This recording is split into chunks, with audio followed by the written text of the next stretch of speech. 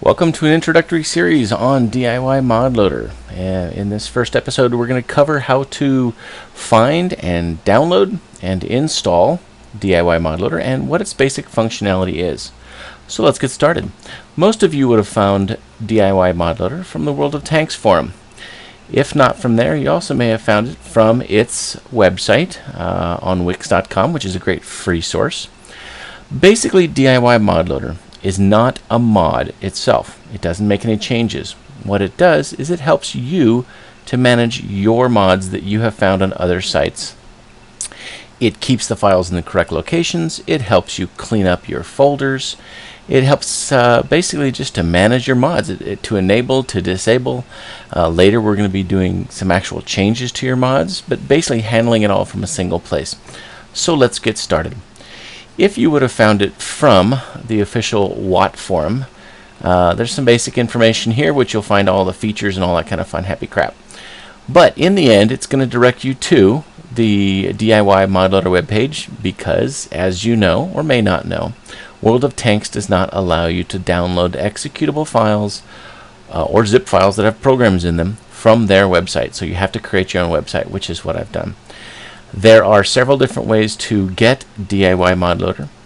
Softonic.com has a guaranteed or certified virus-free version, and the way to get that without using their little embedded downloader is to click here, and we're going to open that up in a new tab. Take a look at that. Now, sometimes they're a little behind the times and they haven't updated their files yet, which it looks like. Here we go. See this alternative site? Let's see if this works. And let's see, does it say me the version? It does not tell me what for. Oh, it is version. See that? It's downloading. Now I use a different download manager, but it's pulling out version 1.4-32, which is the current version. Always check to make sure that it's going to download the latest version, because again, sometimes they're a little behind the times. If you don't want to bother with that, what you can do is from the site, you can go to either the Dropbox location. If you just click on that, it downloads the file directly, and you'll notice that it's downloading 1.4.32. Or what you can do is, if that's having a problem, you can go to MediaFire. Now I don't support my stuff with ads, so just click the download. There's no, anything that pops up here is just part of MediaFire. It's not under my control. I try to give you guys the best options and the most options to make sure that you always have access to the file. But so what we're going to do, let's go ahead and download it. So let's do a direct Dropbox link. It's going to download. Once it's downloaded, you're going to have 4 files here. Let me shrink this up so it can fit on one screen. There we go. 4 files. Now it's important with these files that you extract all 4 files to the same location.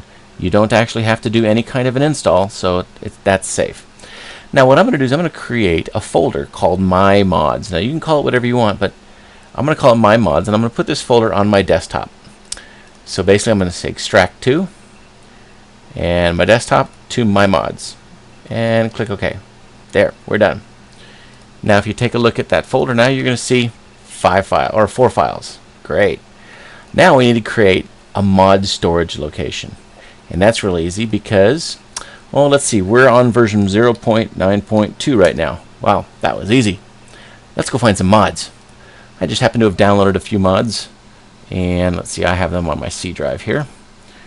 Oh, downloads, Watt 9.2. Ooh, damage indicator. Great. Oh, wait a second.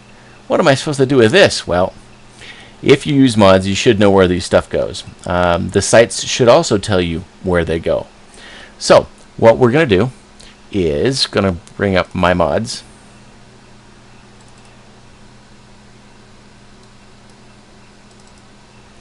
Alright, and I'm going to go to, now the easiest way to do this is to create a template folder, and I'm just going to call that temp. Inside the template folder, you need to set up the same folder structure that Watt would expect. In this case, it would be a new folder with res_mods, and inside res_mods is going to be 0.9.2. It's that simple. Let's go back here. Now, all you do is you drag this, you say copy. Great. Now you use this template, and I want to name this was damage indicator, right? Damage indicator. Oops. It helps if I can spell and type. Alright, so damage indicator, res mods, 9.2, and this is where you want this stuff to go. Actually, let me take a step back. Since this is res mods and this is res mods, the best thing to do is to drag this into this folder. It'll say, do you want to merge? Yes. So this is what your final folder looks like. Damage indicator, res mods, 9.2, and it has all the stuff that goes with it. Basically, all these files have to be in the same format that Watt expects it to be in the client folder. It's very simple that way. So, that being said, I'm going to grab a couple more out of my other folder so I don't have to spend 10 minutes here walking through all these different mods.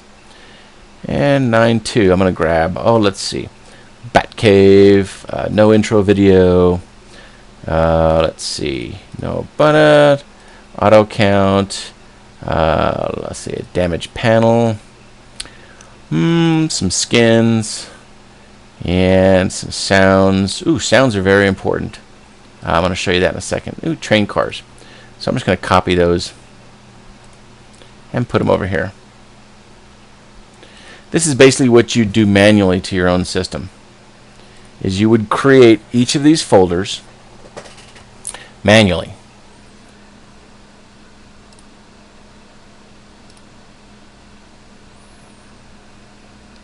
Okay, so my mods. I can close this one. So each of these folders contains a subset or a subfolder that's going to contain in the correct locations all of your mod files. And it's really important to have these separate from your res mod folder, because your production res mod folder, your actual game folder. And the reason is if there's any issues, you can start from scratch and you're not trying to find your mods over again, you're not trying to re-download them. This allows you to enable them, disable them, swap them back and forth, and we're going to show you a couple of those things. Actually, I want to shoot one more in here because I want to demonstrate some of the sound. Let's see, I want to demonstrate sights. Roughneck sight, armor calculator. I copy those.